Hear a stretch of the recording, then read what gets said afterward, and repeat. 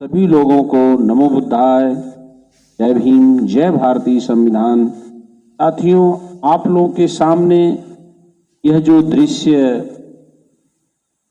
आपको दिखा रहा हूं या आपके सामने है, यह दृश्य नंबर 1 पर जो है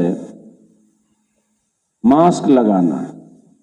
मास्क लगाना जब देश में बहुत सारे पॉल्यूशन फैल जाते हैं, सांस की प्रॉब्लम होने लगती है, जब कार्बन मोनोऑक्साइड की मात्रा, कार्बन डाइऑक्साइड की मात्रा, पॉल्यूटेंट गैस की मात्रा जब पॉल्यूशन फैल जाता है, तब यह मास्क लगाया जाता है। यह मास्क यहाँ पर लगाने का जो दृश्य है वह अलग सा है। कहने का मतलब है कि कभी एक वक्त था जब खेत में बैल हल चलाया जाता था, उसमें बैल को मास्क लगा दिया जाता था जाबा, जिससे वह किसी दूसरे का खेत न खा सके। उसी तरह आज मास्क लगाने का 2 अर्थ है। एक तो पॉल्यूशन से बचना, दूसरा वातावरण में फैले हुए वायरस से बचना, तीसरा मास्क लगाने का यह उद्देश्य है।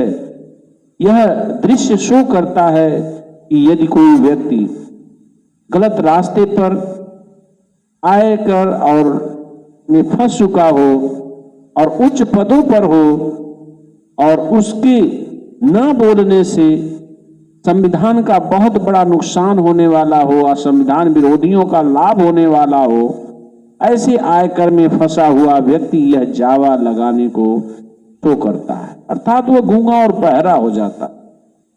आज हमारा देश का संविधान जिस उद्देश्य की पूर्ति के लिए संविधान का निर्माण हुआ था कि देश में समानता लाने के लिए, कैसी समानता? सामाजिक, आर्थिक और राजनीतिक समानता लाने के लिए संविधान का निर्माण हुआ था। वह समानता और विभिन्नता में तब्दील होती जा रही है। इसलिए साथियों, गूंगा व्यक्ति वह बनता है जो आय से ज्यादा संपत्ति में फंसता है, वह अपने आप को नहीं बचा पाता है। खासकर जो SC ST OBC के सांसद, विधायक, उच्च पदों पर बैठे अधिकारी, उनको जो अवसर मिलता है वह अवसर इसलिए मिलता है कि वह समाज का नेतृत्व करेंगे और आने वाली पीढ़ियों को समानता लाने का प्रयास करेंगे। लेकिन यदि वह आयकर में फंस जाते हैं तो संविधान को कर के रूप में देते हैं और अपने आप को बचाने के लिए यहां पर यही परिदृश्य शो हो रहा है कि अपने आप को बचा रहे हैं, चुप हो गए हैं। सारे गलत संविधान विरोधी लोग करते जा रहे हैं, एक एक करके देश का संपत्ति नीलामी होती जा रही, मोनेटाइज होती जा रही है। फिर भी संसद में बैठे, विधानसभा में बैठे SC ST OBC के सांसद, विधायक गूंगे और बहरे हैं। इसलिए साथियों, इस बात को जरूर अमल करना है, जरूर देखना है।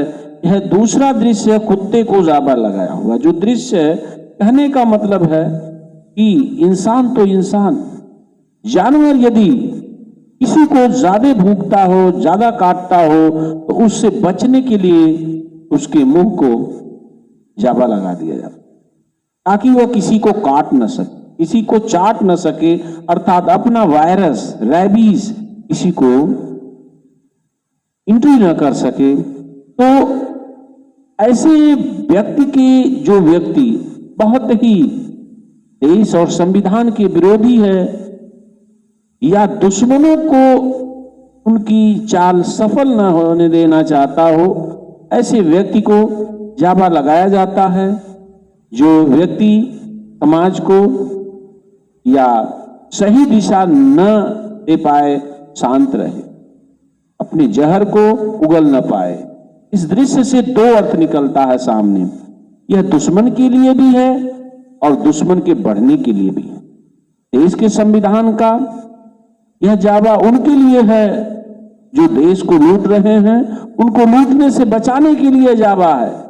लेकिन यह जावा उनके लिए भी है जो आयकर में फंस जाते हैं और देश और संविधान को बचाने के लिए है कि उनको भी लगाया जाता है। इसलिए जावा दो दृश्य है, संविधान विरोधियों को भी लगाया जाता है और आज संविधान सहयोगी समर्थक यदि आयकर में फंस गया है यह उसे जावा लगाया गया हुई दृश्य सबसे सत्य साबित हो रहा है। यदि यही जावा संविधान विरोधियों को लगा होता तो आज देश में विषमता नहीं समानता होती।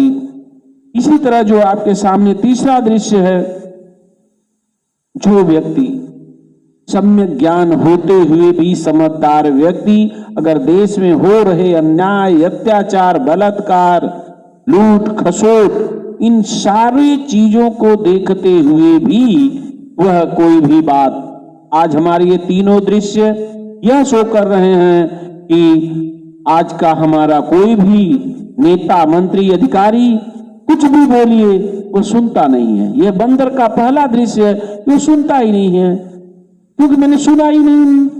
दूसरा दृश्य है कि ये मीडिया है, ये मैंने देखा ही नहीं, सब कुछ देख रहा फिर भी हमने देखा ही नहीं, शब्दों को ऐसे हेरा फेरी करके बोल देते हैं कि देखा ही नहीं जैसे। तीसरा हमारा है जजमेंट, अपना मुंह बंद कर लिया, गलत हो रहा है फिर भी वह कुछ निर्णय नहीं लिया रहा है। यही कहते हैं हकीकत में है कि जब बेदर्द हुआ कोर्ट कहां दर्द कहोगे, जालिम के राज में बेदर्द हुआ कोर्ट कहां दर्द कहोगे। जिस दिन कोर्ट अपना मुख बंद कर लिया, सही न्याय देना बंद कर दिया, उस दिन अन्याय अत्याचार चरम सीमा पर होगा। जिस दिन मीडिया ने अपनी आंखें मूंद ली, सम्यक मानवता रूपी आंखें मूंद ली, उस दिन देश का कल्याण नहीं बर्बादी होगी। और जिस दिन नेता, हमारे देश के कर्णधार, जनता के चुने गए प्रतिनिधि अपना कान मूंद लेंगे कि हमने सुना ही नहीं, यह दृश्य आज यह शो कर रहा है कि आज ईमानदार लोग नहीं रहे और ईमानदार होकर के भी अगर वो आयकर और प्यार कर में फंस गए तो वह तीनों यह दृश्य शो करेंगे। यह दृश्य डबल अर्थ शो कर रहा है। यह उन गद्दारों के लिए भी है जो देश को विषमता और देश को बर्बाद करने वाले लोगों के लिए है कि सुनने के बाद भी नहीं सुन रहे हैं, देखने के बाद भी बता नहीं रहे मैंने देखा, और न्याय देने के लिए बोलने के बाद भी वह बोल नहीं रहे हैं। यह गद्दारों के लिए भी है और यह उनके लिए भी है कि जो ईमानदार वफादार हैं लेकिन वह किसी कारण आयकर और प्यार कर में अपने निजी स्वार्थ में फंस गए तो वह भी अगर इस तरह से करते हैं तो यह दोनों दृश्य शो कर रहा है। इसलिए साथियों, यह वह मानव मूल्यों को भी शो कर रहा है कि कभी भी किसी की गलत बात न सुनिए। दूसरा दृश्य, किसी का गलत मत देखिए और किसी से गलत मत बोलिए। यह तीसरा अर्थ है। इस समय हम राष्ट्रपिता गांधी जी ने यह तीन बंदर का दृश्य बताया था, वह यही बताए थे, लेकिन आज वही गांधी के तीनों बंदरों का इस्तेमाल दूसरे तरीके से समाज में प्रदर्शित हो रहा है। इसलिए साथियों, यह आपको शिक्षा दे रहा है यही तीनों बंदर, यदि जो चौथा दृश्य है, इन चौथा दृश्य में यह शो कर रहा है कि हमारे देश के किसान, जनता, मजलूम, जिसकी वजह से हमारा देश सभी धन धान्य से परिपूर्ण है, सभी को भोजन आहार सब कुछ मिलता है, वह भी फांसी के फंदे पर इतने दिनों से धरना प्रदर्शन दे रहा है।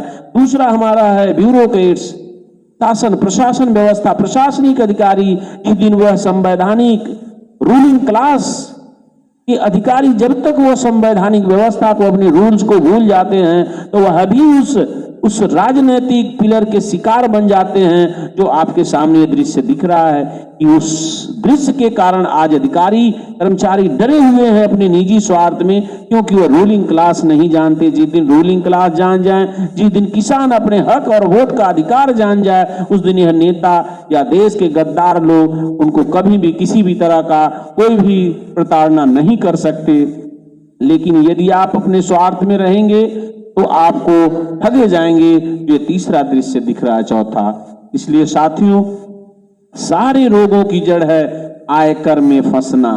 जब भी कोई व्यक्ति आयकर में फंस जाता है तो वह किसी भी हाल में कैसे भी संविधान को समानता के नियम पर लागू नहीं करा पाएगा। वह सिर्फ अपने को बचाएगा और अपने लोगों को नहीं बचा सकता।